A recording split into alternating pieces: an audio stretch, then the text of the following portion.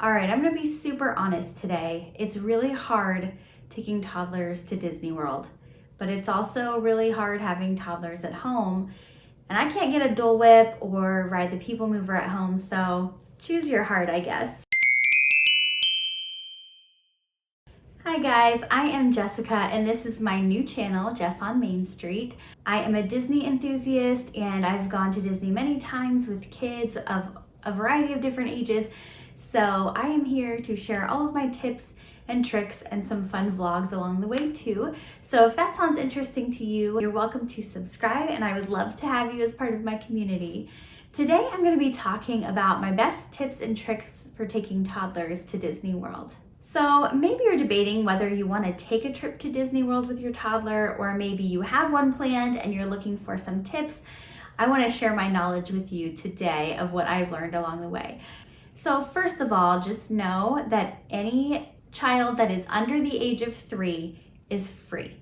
So like I will have in August when we go on our next trip, I will have an 8 or 9 month old, not sure exactly how old he'll be, and a 2.5-year-old and a 10-year-old. The 10-year-old obviously won't be free, but the other two will. And that's part of the reason we decided to book this trip now, because this is probably the last time they'll both be free before my middle child turns 3. So that's super exciting. And then the first thing you need to think about if you're going to be taking a toddler to Disney World is preparing ahead of time. You don't want your child to go in there blind, not knowing what to expect, because that can cause all kinds of meltdowns. You want to kind of front load them with information so they know what to expect. So a good way to do that is to just talk them through anything that you think might be scary for them or overwhelming, even down to like the plane ride. If you just talk about it ahead of time, talk about going through security, for example, things like that, it just makes them feel more comfortable when they don't feel like they're going into it blind. And a big thing at Disney World that you're going to want to prepare them for is all the different rides and attractions, because some of them can be a little bit scary for toddlers. They're all pretty loud. Sometimes stuff can pop out in your face and things like that. So if you can kind of get your toddler as ready as possible, it's going to set them up for success and they're not going to be like terrified, hopefully, the whole time. Sometimes your toddler can surprise you and it can go either way.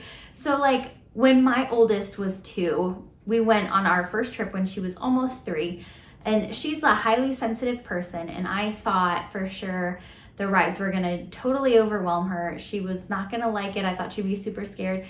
And she kind of surprised us. She really was not scared of much at all when she was 2. I feel like a couple years later when she was 4, she was scared of more and more things bothered her. But when she was 2, she really surprised us. There wasn't a lot that she was scared of.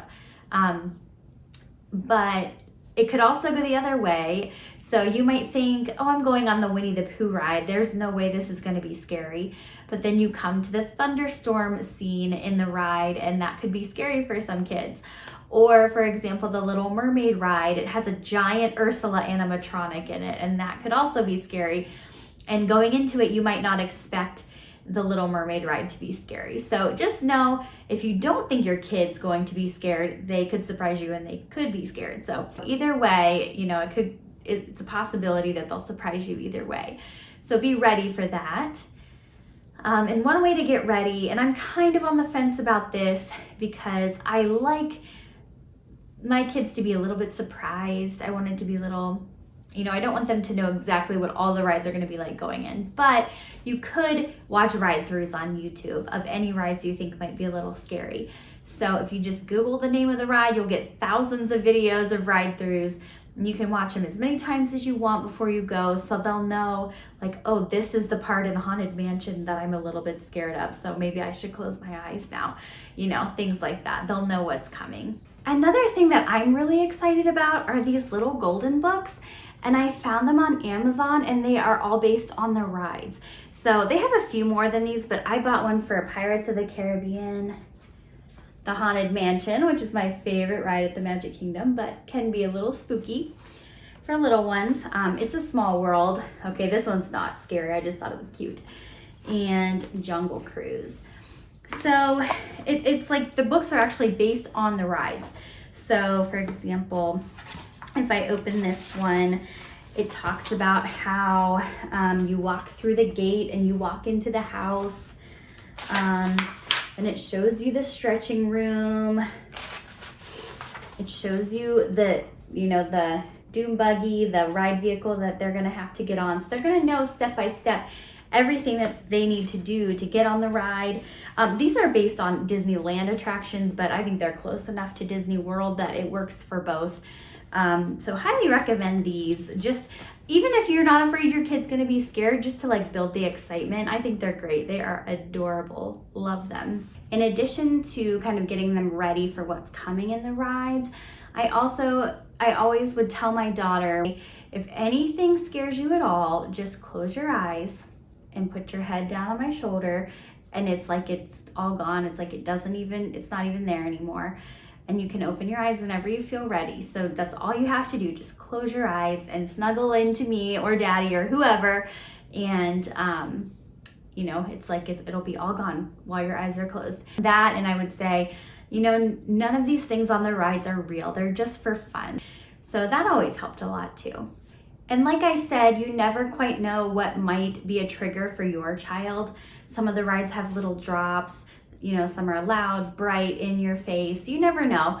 But some of the ones that are definitely a little scary, I'll just name a few right now so you can be kind of specifically thinking about those ahead of time and knowing that they might be a little scary.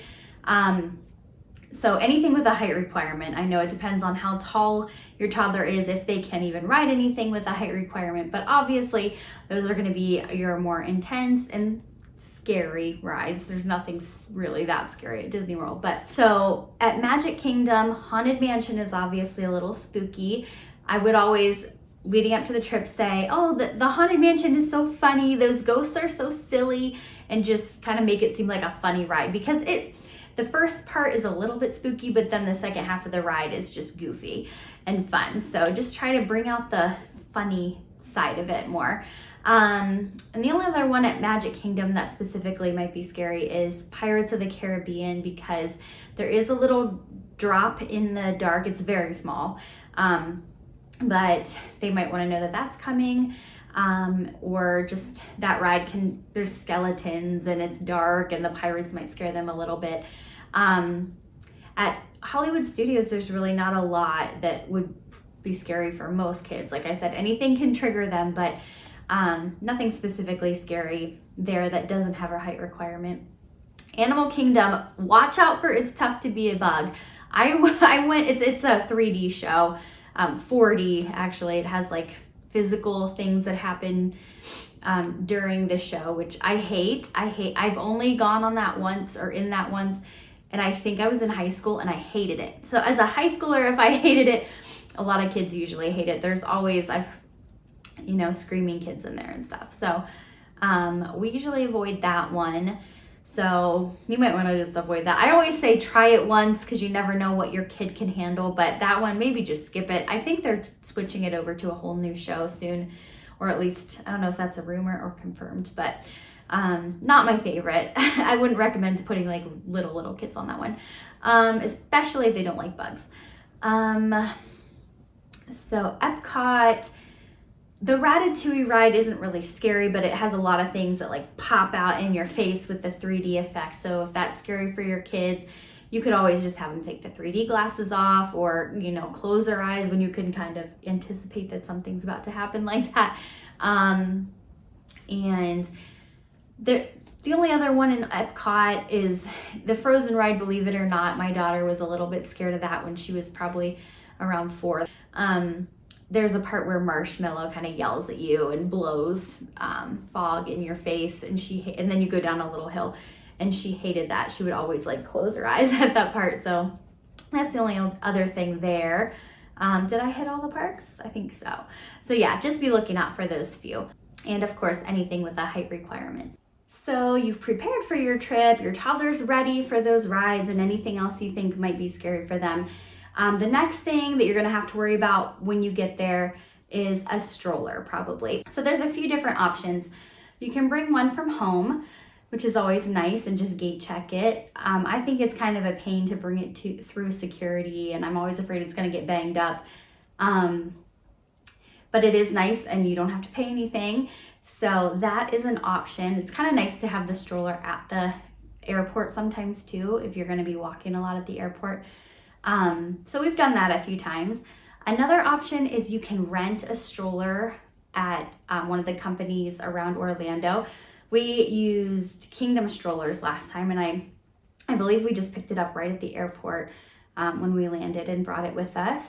They have all different types, single strollers, double strollers, anything you could need. So that's an option. Of course, you're gonna have to pay for that, but they're usually pretty nice strollers. And yeah, that's probably our favorite option. The third option is to rent one at Disney World. They are only in the parks. You can't take them out of the parks, but you can rent them like one day at a time, or you can rent them for the length of your stay. I'll pop up the prices on this screen here, but it can get pretty pricey. Those strollers are not super comfortable. They're like hard plastic, and we did that one time and it wasn't our favorite, but that's an option too if you only need them when you're inside the parks. Another thing to remember with strollers is there are so many strollers at Disney. So it's always good to put something on it so that's easy to identify, whether it's like a big ribbon and they sell all kinds of different like name cards that you can put on, even if you want to tie a balloon to it or something like that, something that's going to make it easy to spot, because there are stroller parking areas, but the cast members will actually move the strollers around to make room for more. So sometimes you come out and your stroller is not where you left it. It's like moved down further in the parking area or stroller parking area or something. So always a good idea to put something that is recognizable on there so you can find it quickly. You can't bring your strollers in most of the lines for the rides, which is kind of a bummer sometimes. Your toddler has to be just walking through those, which can be tough if the line is super long. And one more thing about strollers, that's just a little detail. You do have to fold them up when you use the buses, the Disney buses, which is a pain, especially if it's a double stroller and especially if it's at like park close when everybody's trying to cram in there at once. That's honestly one of the reasons we usually rent a car, is because that is such a pain, especially now. We're definitely going to need a double stroller this trip.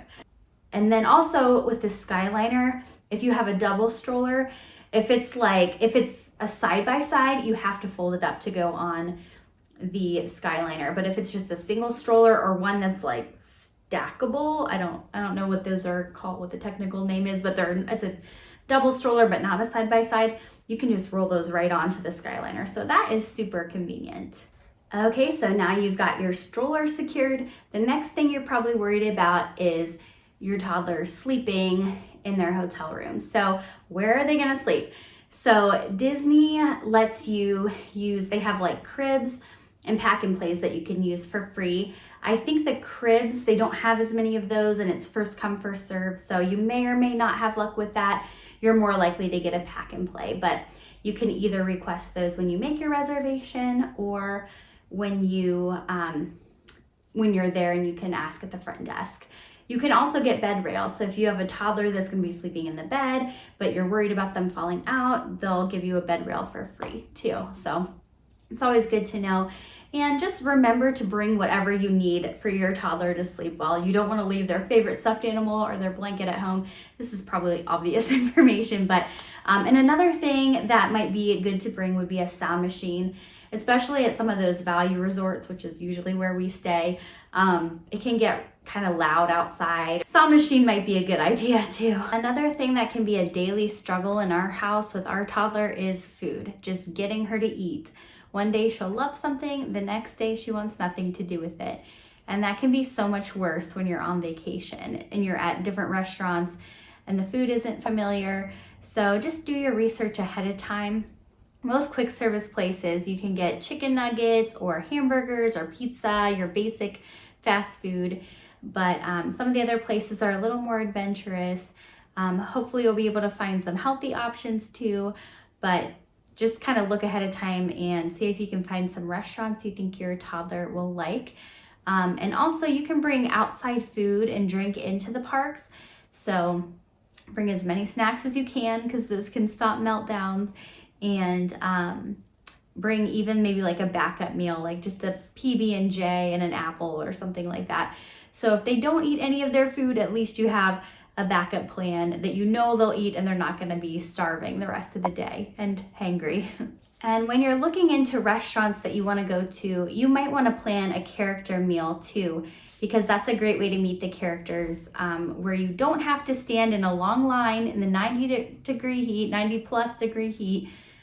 You can just sit at your table and they come over to you and interact with you and take pictures with you. And it's a lot more pleasant, but it's also very expensive. So look into that and weigh your options and decide what's more important for you. And speaking of characters, another big deal for toddlers is meeting the characters. It's probably one of the most important things to them, and it's probably one of the things that is going to stick out in your memories the most in the future. So look at the different characters at each park, make priorities, figure out which ones are more important for you to meet, because you're probably not going to be able to meet them all. Those lines can get kind of long, but it's worth it to pick out a few if you really want to meet them. And maybe think of some questions ahead of time that your toddler could ask the princesses, so they're not just like standing there starstruck and afraid to talk. They could ask Cinderella if she's wearing her glass slippers, or they could ask Princess Jasmine, where is Aladdin? You know, things like that. Just give them little ideas of what they could talk to the princesses about. And don't forget to bring something for the characters to sign. We usually do just a standard autograph book where you have one page for pictures and one page for autographs. And don't forget to bring something for them to write with too. But if you go to Pinterest and look it up, there are a ton of really creative ideas of different things they could sign, from t-shirts to pillowcases to picture frames or birthday cards. So there's all kinds of different ideas. One more thing about meeting the characters, be checking your times, and if it's really important to you, especially in Epcot when the characters are only meeting for like a certain time span, maybe get there a little bit before it starts, because one time we were just walking along in Epcot and we saw Belle in her blue dress. My daughter really wanted to meet her, and I don't think we had met her in her blue dress before. We just had met her in her yellow dress, so I was excited because Belle is my favorite princess. But we got to the line and it didn't look that long, and we could see Belle right there, and everyone was getting all excited. And we went to get in line and they said, oh, the line is closed. Belle isn't meeting any more friends today. And that's just such a bummer for kids when they can see them right there, but they can't meet them. And they even told us, if you go to Morocco, you can meet Princess Jasmine. So we walked to Morocco and found Princess Jasmine's line, and they told us, Princess Jasmine isn't meeting any more friends today. So the same thing happened again. They told us to go to Germany and meet Snow White, and we were heading that way anyway, so we thought we'd just check it out. We did have luck meeting Snow White, so at least we were able to meet her, but that is a possibility, so be more prepared than we were. Look at those times, and if it's something that's really important for your child, get there a little bit early. Another thing that's really important is trying to keep your schedule as close to your schedule at home as possible. So if your toddler usually takes a nap in the middle of the day, it's a good idea to try to get them to take a nap around the same time. Try to keep meal times around the same time. And that way you're not going to run into a toddler that's overtired or over hungry and having meltdowns. We don't want anybody to get hangry. Plan in times for breaks and try to keep it consistent. Our family likes to take a break in the middle of the day and come back to the resort, take a little nap, do some swimming, and then we're all fresh and ready to go back to the theme parks that night. So sometimes, especially when you have little ones, that's a good idea too. And speaking of going back to the resort, if you're staying on Disney property, the resorts are kind of like little mini theme parks in themselves. There's so many things to explore, foods to try, the pools are always really nice. So make sure you leave some time for exploring your resort and swimming in the pool. Toddlers are going to go all the way to Disney World and they're just going to want to swim in the pool the whole time. It's just what's going to happen. That's usually what happens. And you're like, oh, I could go swimming anytime. I paid all this money for this vacation, but at least factor in a little bit of time to hang out at the pool, because that's probably going to be one of their favorite things. And probably the most important advice I can give you is to take their lead. If you have this rigid schedule going in and you think you're going to do all of these different attractions and you're not trying to figure out how your toddler is feeling or tune into what they need, then you run the risk of them pushing them too hard and they're going to get tired and cranky. And when a toddler's having a meltdown, nobody's having fun. Everyone is stressed. Everyone in your whole family is going to be having a bad time. So if they seem like they're getting tired, it might be a good time to sit down in some air conditioning or eat a snack or even go back to the resort.